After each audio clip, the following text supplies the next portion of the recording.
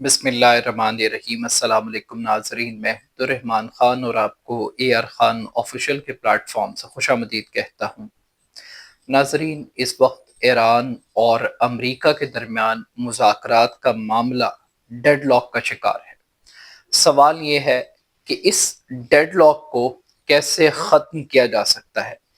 क्या अमरीका की जानिब से यकतरफा जंग बंदी बरकरार रह सकती है? पाकिस्तान के पास बतौर सालिस क्या ऑप्शंस मौजूद है? वॉर ऑफ परसेप्शन के हवाले से किसकी पॉलिसी स्ट्रैटेजी ज़्यादा पावरफुल दिखाई दे रही है? क्या अमरीकी सदर डोनाल्ड ट्रंप ने मैदान जंग के साथ साथ परसेप्शन की वॉर भी लूज कर दी है? आज के इस वीलॉग में इन चंद बुनियादी नुकात पर हम बात करेंगे। मीडिया रिपोर्ट्स के मुताबिक ईरान और अमरीका के दरमियान मुज़ाकरात का मामला अब डेडलॉक की शक्ल इख्तियार कर गया है। ईरान की जानिब से किसी भी किस्म के मुज़ाकराती अमल का हिस्सा बनने से मुकम्मल तौर पर इनकार कर दिया गया है। इस इनकार की वजह से अमरीका के नायब सदर JD वैंस उन्होंने अपना दौरा पाकिस्तान मनसूख कर दिया। पाकिस्तान की हालत इस वक्त ये है कि पूरा दारुल हुकूमत इस्लामाबाद मुकम्मल तौर पर सील है। मामूलाते ज़िंदगी तातुल का शिकार हैं और तासुर ये मिल रहा है जैसे पूरे शहर पर एक कर्फ्यू का राज है।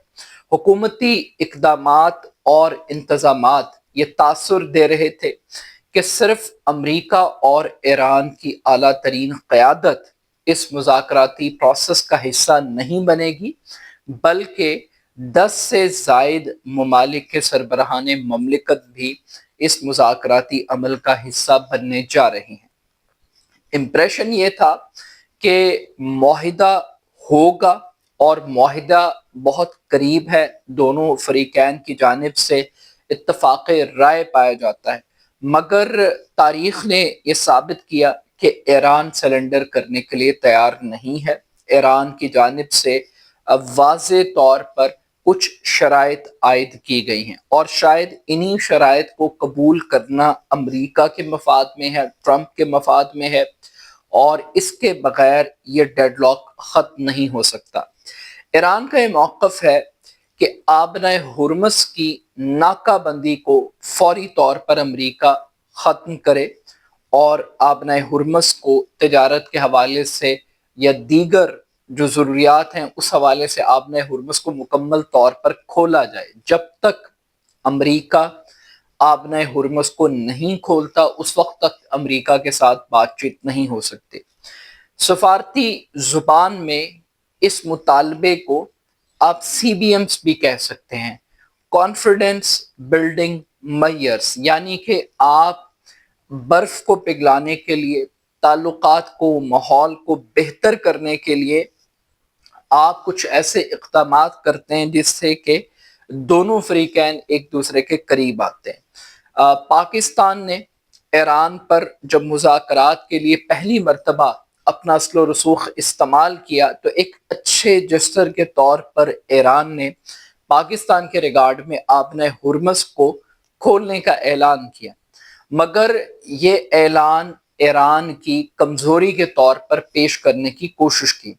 अमरीकी सदर मुसलसल वॉर ऑफ परसेप्शन लड़ रहे हैं, वो एक तासुर कायम कर रहे हैं कि उन्होंने मैदान जंग को भी फतह किया है और अब वो मुज़ाकरात की मेज़ को भी फतह करने की पोजीशन में है। वो ये तासुर कायम कर रहे हैं कि शराइत भी अमरीका की होंगी, मुआहिदा भी अमरीका की ख्वाहिशात के मुताबिक होगा और ईरान को इस मुआहिदे के नतीजे में कुछ नहीं मिलेगा मासवाए इसके कि उसको अमरीकी मफादात को पूरा करना है। अब ईरान ये समझता है कि जो वॉर ऑफ परसेप्शन बिल्ड की जा रही है ये हकीकत से बहुत दूर है।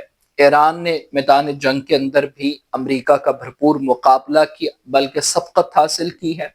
इसके साथ साथ सफारती सतह पर भी ईरान की पोजीशन खासी मुस्तहकम है। ईरान ये समझता है कि अमरीका सफारती सतह पर पूरी दुनिया में डिप्लोमेटिक आइसोलेशन का शिकार है।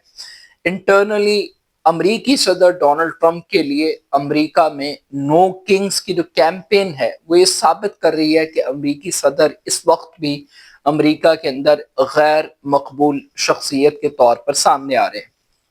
ایران یہ سمجھتا ہے کہ ایرانی رجیم کو طاقت بخشنے کے لیے انہیں کسی بھی قسم کی فلیکسیبلٹی نہیں شو کرنی چاہیے۔ ان کی جو آڈینس ہے وہ ایک اگریسو ایران دیکھنا چاہتی ہے، ایک اسٹرانگ ایران دیکھنا چاہتی ہے، معاف کیجیے گا۔ اسی مقصد کے مد نظر ایران کی جانب سے کسی بھی قسم کی فلیکسیبلٹی کا مظاہرہ نہیں کیا جا رہا۔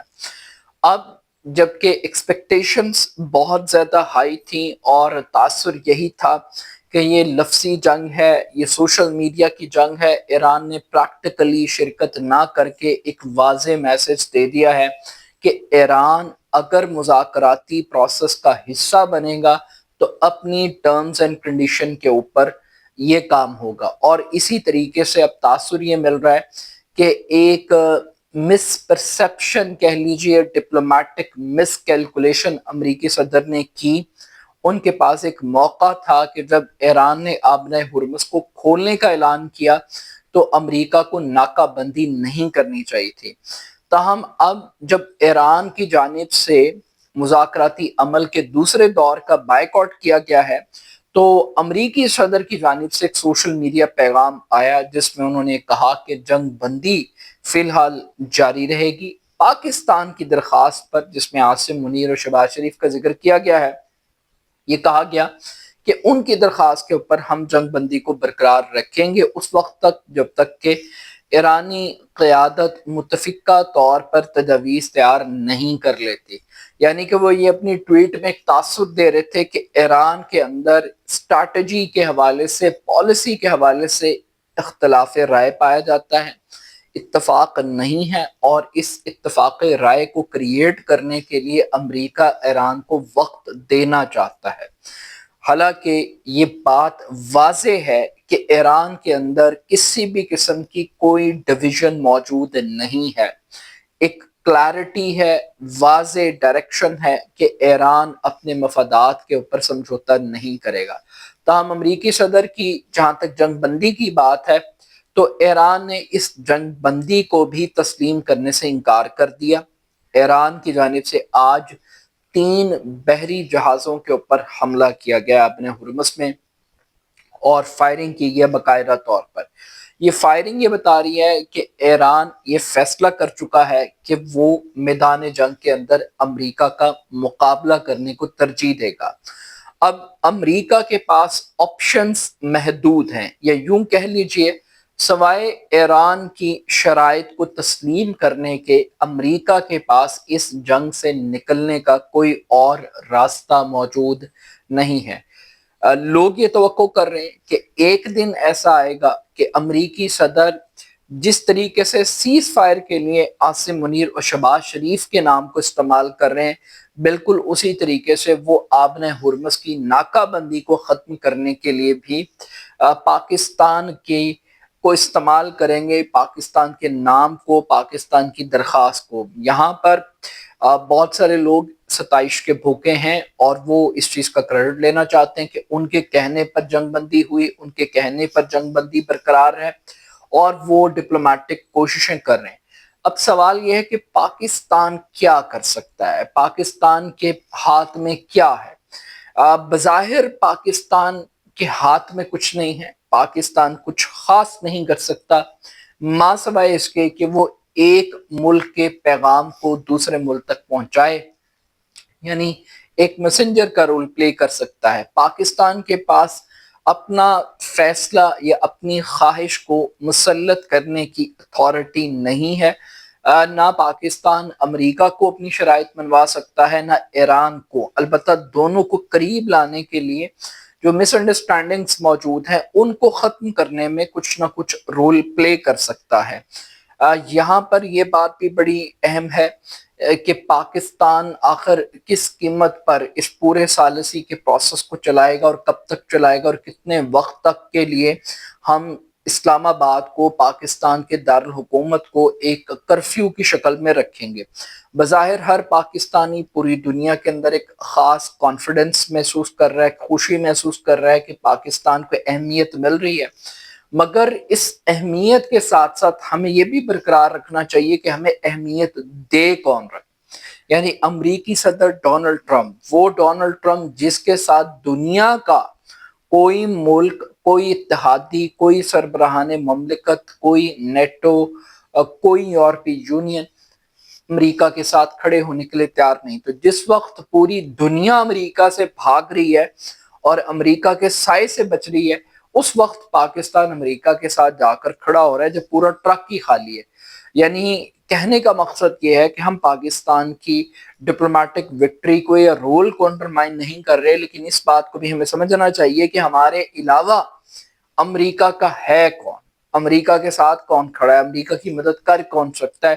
کوئی پوٹینشیل کینڈیڈیٹ نہیں ہے، تو پاکستان ایک مجبوری ہے، پاکستان ضرورت نہیں ہے۔ ضرورت میں اور مجبوری میں ایک خاصا فرق ہے، but still at the end of the day جس طریقے سے مذاکرات کا ہونا کامیابی کا کریڈٹ پاکستان کو جاتا ہے، اسی طریقے سے پاکستان کے لیے بھی ایک بہت بڑا کوسچن مارک ہے کہ وہ اس پورے ڈپلومیٹک پروسیس کو، اس پوری ڈسکشن کو کسی حتمی مقام تک لے کر جائے۔ But still at the end of the day لگتا یہی ہے کہ امریکہ جب تک بیک سٹیپ نہیں کرے گا، جب تک کہ اپنے اس مائنڈ سیٹ کو تبدیل نہیں کرے گا کہ وہ ہار چکا ہے، اس کو نیوٹرلٹی کی بنیاد پر، برابری کی بنیاد پہ مذاکراتی پروسیس کا حصہ بننا ہے، جب تک وہ اس ریالٹی کو ایکسیپٹ نہیں کرے گا، اس وقت تک میرا نہیں خیال کہ وہ خاص بریک تھرو ہو سکتا ہے۔ لیکن ایک بات ضرور اسٹیبلش ہے کہ ایران کو وہی کرنا چاہیے تھا جو ایران نے کیا۔